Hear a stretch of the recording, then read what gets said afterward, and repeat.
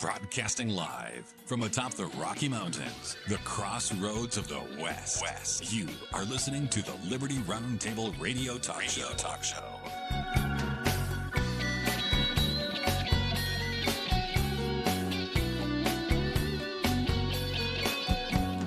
Happy to have you along, my fellow Americans. Sam Bushman, Liberty Roundtable, live at FreedomFest, baby. Incredible event. There's booths everywhere. There's breakout sessions going on now. The kickoff later on this evening. It's an event to behold. Libertarians everywhere. Wednesday, Thursday, Friday, Saturday. It's called the Freedom Fest. It happens every year. It's in Vegas, and we are here live. Jared Green with me now. He's got an incredible family organization. Welcome, Jared. Thank you so much. Tell me a little bit about you then. Tell me about your growing up a little bit and how you got into this. Well, I mean, there's nothing that exciting. I grew up in just boring Utah. What are you talking about, boring Utah? So it's the place where all people are going to flow there unto biblical proportions, my friend. I think that is not humdrum. That is rock and roll, God, family, and country style, isn't it? Absolutely. So I'm from Utah. I grew up as a Latter-day Saint. So as a member of the Church of Jesus Christ of Latter-day Saints? Absolutely. All right. I served a 2-year mission. Where'd you go? Went to the New Jersey Morristown. All right. Did you eat Panzerotti when you were there? No? All right. Panzerotti's good. You got to try it sometime. I'm going to have to try it out. Yeah, they got the Panzerotti spot in South Jersey. You can check it out. Oh, all right. Anyway, keep going. So you went on a mission there. Yeah. English speaking. All right. Boy, and you learned to talk like a mafia man? Here and there. I mean, all right. Yes. Yeah, they put me with the Spanish missionaries plenty of times. All right. There you go. I got to go on a lot of splits. So you learned to eat jalapenos and stuff. All right. Yeah, I'm with you. All right. So tell me this then. You went on a mission and now you got a family, right? I've got a family. I've got 3 kids, 3 young kids. Okay. And I've actually from a previous marriage, I have 2 older kids. Okay. So 5 now. Yeah. All right. And just in 2022, I really started taking a look around, and 2 significant events happened that really kind of set me off on a journey, on a path of traditional family. One of those, I would say, was the Uvalde shooting. Okay. And the reason that struck me so hard is one thing that nobody wants to talk about. And not that it's except for Sam Bushman, because I talk about everything. But okay, I'm with you. I think Mike Lee's that brought it up, and they yelled him down. Anyway, a lot of these shooters have in common is they come from a broken family, and the Uvalde shooter came from a broken family. Yeah, you know what? With his grandma. There's several different components to virtually every one of them. Number one is that they don't have a father in the home. Yeah. Oftentimes, many times, they don't have an engaged mother either. They don't have a relationship with God in any way. They've never been taught religious principles. Right. So you sever God, you sever mom and dad, so you kind of sever the family. Then many of them don't do well with the opposite sex. Yeah. So it's hard to get a date, hard to get a girl to pay attention to you, or whatever the case may be. And then you'll find that most of them are in some kind of a counseling situation, and many of them are on psychotropic drugs. And you put all that together and you go, hey, you've got the classic profile of a shooter. Absolutely. And so you take a look at that, and it's got to affect these guys somehow, for sure. When they don't have an intact family. And then the other thing, they have nothing to lose, Jared. Yeah, that's the bottom line, right? And the other thing that really rubbed me the wrong way was when Disney came out. And we all know about Disney, especially in 2022. They came out in support of woke movies, sure, Pride, and that was it. I grew up with Disney, and I just said enough. That is it. And I turned to my wife, and I said, you know what I'm going to do? I said, I'm going to build a flag. I'm going to make the month of June Traditional Family Month, and you'll see it on a billboard, I told her. And the billboard thing did come to pass. I had it last year. I had a billboard in Alabama, of all places. All right. For a whole month on a big electric billboard. Alabama's where all my birth family's from. Really? I'm adopted and stuff like that. Yeah. So I was rescued by the Mormons, or rescued by the members of the Church of Jesus Christ of Latter-day Saints. But both sides of my family was from Alabama. So there you go. So you got into the family. I get it. You know that Disney created a movie called Little Demon, right? I actually don't know. You don't know about that? No. Well, Little Demon, let me just tell you the quick story here. Disney's behind it. Through a partner kind of organization, they built this movie called Little Demon. And this woman has sex with Satan. And their spawn, their child, this girl, is Little Demon. Oh, boy. It is the most psychotic story you've ever heard in your entire life. So that's where Disney's gone. Now we'll leave that, but we set the record straight on. Hey, there you go. So you guys built this family organization. Give us the website. It's familytriumph.com. Familytriumph.com. I tried to get traditionalfamily.com, but that somebody took it and is selling it for they're going to squat on it first. Yeah, I understand. Familytriumph.com. So the idea, though, is you want to back the traditional God-ordained family, right? Absolutely. All right, which means one man, one woman. Now, can you define a woman, though? Most people can't do that these days. Well, we can do that by chromosomes. XY? XY. And if you were to die, if somebody was to die, they could take that skeleton years down the road and be able to identify that through DNA as a woman, as that skeleton belonging to a female. So no matter what they do in this life to try to change their gender, it doesn't.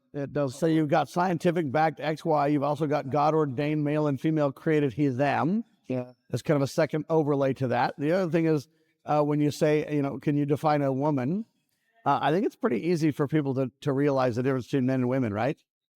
I think they won't answer for political reasons. When you ask them the question, I don't think that they don't know. I think they know full well. I think what they won't do is answer it because they don't want to be politically trapped in what they know to be a fraud. I've got a 3-year-old daughter now, and I can ask her, is mommy a woman or a man? And she said, a woman. There you go. I asked her, Tyler, her brother, is he a boy or a girl? She says he is a boy. So this isn't rocket science. Little kids know the difference. So I got a granddaughter. She's literally 3. And I said, hey, is your dad your buddy? No, he's not my buddy. He's not a girl. I said, okay, is it your sister your buddy? Yeah, she's a girl. Yeah. My dad's my dad. He's not my buddy. So it just tells the tale, doesn't it? Right, absolutely. All right, so tell me about Family Triumph then. You guys decided to kind of make your statement or your kind of proclamation of flag, right? You've got the pride flag. FamilyTriumph.org. Tell me what's there while we're getting the flag. So when you go there, it explains everything, why I came up with it. It does bring up Disney. It brings up the Uvalde shooting. There you go. You've got the pride flag. We know what that looks like. This right here is a traditional family flag. It's got a lot of biblical significance to it. Sir. Symbolism, references. A man and a woman. The man is holding a spear. That he is the protector. The protector of the family. She's got the trumpet. She is celebrating and proclaiming the traditional family. You've got a clarion call for family and children. I understand. And you've got the stars. That's always going to represent deity. The family is ordained of God. And we're also like the stars of heaven. There's millions of us. And then you've got right here the leaves. The leaves are fig leaves. That's a shout out to our first parents, Adam and Eve. It's also a shout out to modesty and cover up. And yes. And so, yeah. So the flag then, what's your goal with it? So we create a flag. That's our symbol. That's our kind of clarion call to who we are, what we stand for, what we're advocating for. Well, what do you do with it now? The main thing is to bring back, it's to rival, I'll just put it out there. It is to rival pride. We don't appreciate the message that pride is bringing to the youth. We don't like the message that they're bringing to the traditional family. Yes. And more than that, we want to put the focus back on the traditional family, more visibility, more recognition. Absolutely. Man, woman, back in the spotlight.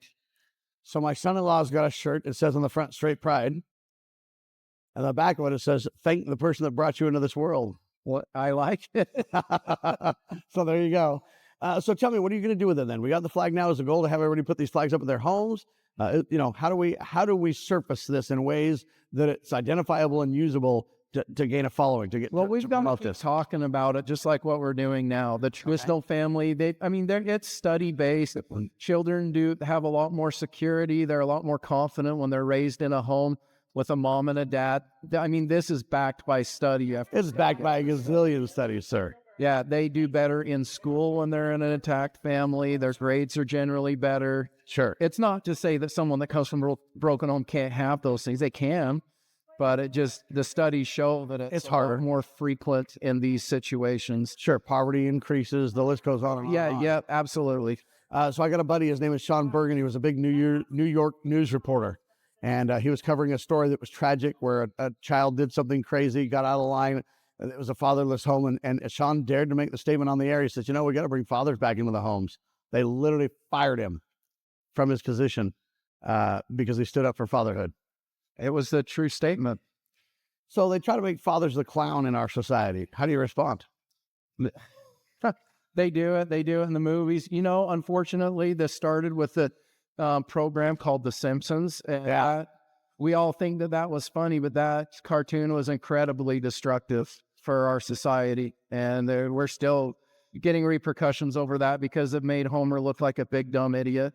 All right. And that's the father really is the one that leads out in the home. He should be the one instigating gospel teaching in the home. Mom does that too, but where you have both of them doing that, you really need a man leading out. So you got the man with the spirit to symbolize that. He's the protector. He's the servant. He's the humble leader. Right. He's the guy that just, is responsible. He puts it all on his shoulders and takes care of business. You know, they say on motherhood side of things, the hand that rocks the cradle rules the world, right? Yeah. And unfortunately, a lot of your feminists will point at their single mom. A lot of people. And sadly, here's the problem. We want to commend that single mom for sticking with her children and to take care of her children. We want to commend them. The problem is we end up with a mixed message there.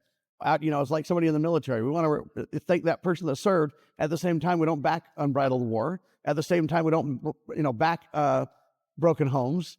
But we want to, give credit where credit's due.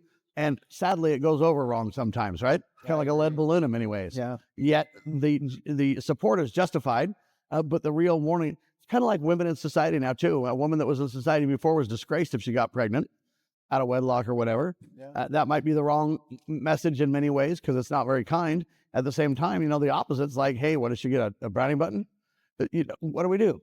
And it's a very difficult balance. I think the answer, familytriumph.com, you set the flag, you use the symbolisms to kind of illustrate we want to live in the real. We have to live with that, but we really want to highlight the ideal, right? I like that. That's exactly what we're trying to do, is highlight the idea. Make the traditional family cool again. Yeah, let's go. Just so you know, I have 8 kids and 11 grandkids. So that's I don't, awesome. So I'm into the family, brother. Yeah, I really like that. All right, if you could tell America one thing, you're at FreedomFest, so you're promoting freedom. You're among libertarians. You're among all kinds of people. What would you say to the world, Jared? If you could just say anything you want, what would you say? You're able to speak to the whole world, and you've got a minute. What would you tell them? Oh no. What I would say is go ahead and embrace those libertarian principles. They have a lot of good things. Embrace conservative principles. They have a lot of good things.